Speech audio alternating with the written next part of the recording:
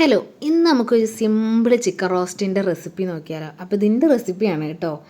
അപ്പോൾ ആദ്യം തന്നെ ആവശ്യമുള്ള ഉള്ളി ഐറ്റംസ് ഇഞ്ചി, വെളുത്തുള്ളി, പച്ചമുളക്, തക്കാളി എല്ലാം എടുത്തിട്ട് തൊലി കളഞ്ഞിട്ട് നമുക്ക് നന്നായി കഴുകി വയ്ക്കാം. ഉള്ളിയിൽ കുറച്ച് വെള്ളം വെച്ചാൽ നമുക്ക് നന്നാക്കുമ്പോൾ എരിവുമാകും. പിന്നെ അടുത്തത് നമുക്ക് ചിക്കൻ, ഞാൻ ഇവിടെ 1 കിലോ ചിക്കനായിട്ട് എടുത്ത് അത് നന്നായി കഴുകി കുറച്ച് മഞ്ഞൾപ്പൊടിയും അതുപോലെ കുറച്ച് ഉപ്പും മുളക് പൊടിയും ഇട്ടിട്ട് നന്നായിട്ട് മസാല പുരട്ടി വെക്കുക. അപ്പോൾ ഇങ്ങനെ പുരട്ടി വെച്ചിട്ട് ഒന്നല്ലെങ്കിൽ ഫ്രിഡ്ജിൽ വെക്കുക, അല്ലെങ്കിൽ പുറത്ത് തന്നെ നോർമലി അരമണിക്കൂറെങ്കിലും മിനിമം റെസ്റ്റ് ചെയ്യാൻ വെക്കുക.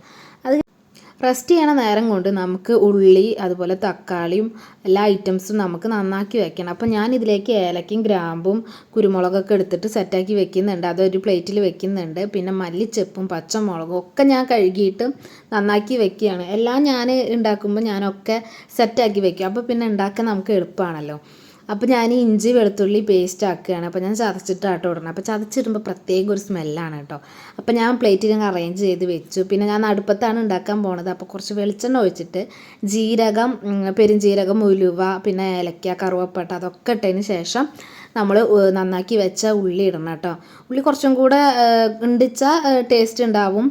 അപ്പോൾ ഞാനിവിടെ ഒരു 5 ഉള്ളിയാണ് എടുത്തിരിക്കുന്നത് കേട്ടോ. കുറച്ച് വലിയ ഉള്ളിയാണ് എടുത്തിരിക്കുന്നത്.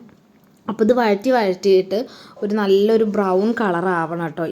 ഏകദേശം ഉള്ളിയുടെ കളറൊക്കെ മാറി വരുന്നുണ്ട്. ആ ടൈമിൽ നമുക്ക് ഇഞ്ചി വെളുത്തുള്ളിയും പേസ്റ്റ് നമുക്ക് ഇടാം കേട്ടോ. ഒപ്പം ഞാൻ പച്ചമുളക് ഇടുന്നുണ്ട്. അത് നന്നായി വഴറ്റി കഴിഞ്ഞിട്ടുണ്ടെങ്കിൽ നമുക്ക് തക്കാളിയും കൂടെ ആഡ് ചെയ്യാം കേട്ടോ. തക്കാളി ഞാൻ 2 വലിയ തക്കാളിയാണ് എടുത്തിരിക്കുന്നത്. അത് പേസ്റ്റ് രൂപമായി കഴിഞ്ഞാൽ അതിലേക്ക് മഞ്ഞൾപ്പൊടി, 2 ടീസ്പൂൺ മഞ്ഞൾപ്പൊടി, പിന്നെ നമുക്ക് ആവശ്യമുള്ള പൊടികളൊക്കെ ആഡ് ചെയ്യാം കേട്ടോ. ഒന്ന് ചിക്കൻ മസാല, ഗരം മസാല, മുളക് പൊടി ഞാൻ കുറച്ച് ആഡ് ചെയ്തിട്ടുള്ളൂ. ചിക്കനിൽ ഓൾറെഡി പുരട്ടി വെച്ചിട്ടുണ്ട്. പിന്നെ കുരുമുളകാണ് ഞാൻ കുറച്ച് കൂടുതൽ എടുത്തിരിക്കുന്നത് കേട്ടോ.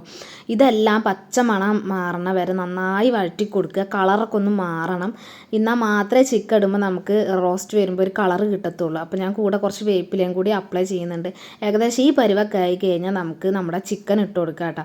നമ്മളിപ്പോൾ അതിൽ ഉപ്പ് ഇട്ട് കൊടുത്തിട്ടില്ല. ഞാൻ ഇനി ചിക്കൻ ഇട്ടിട്ട് നമുക്ക് ഉപ്പിട്ട് കൊടുക്കുക. എന്നിട്ട് ഇത് പതിയെ ഇളക്കി കൊടുക്കണം. ഇനി ഇതിൽ വെള്ളം കാര്യങ്ങളൊന്നും ഒഴിക്കരുത് കേട്ടോ.